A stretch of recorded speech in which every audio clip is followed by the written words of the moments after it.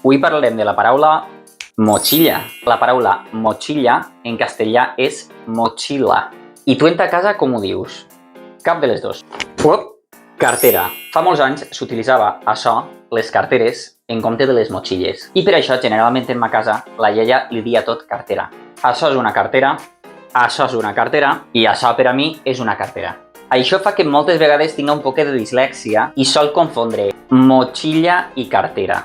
Però és cosa meua. En realitat, la paraula mochila prové del basc, prové de mutill, que és xicón, i és una metàfora perquè era l'encarregat de dur a la motxilla les coses dels llauradors, com diu la RAE. Mutill en basc vol dir xicón i mutilla, eixa A és l'article, el xicón. Però en basc algunes T's es poden palatalitzar i fer-se che, mutilla, che.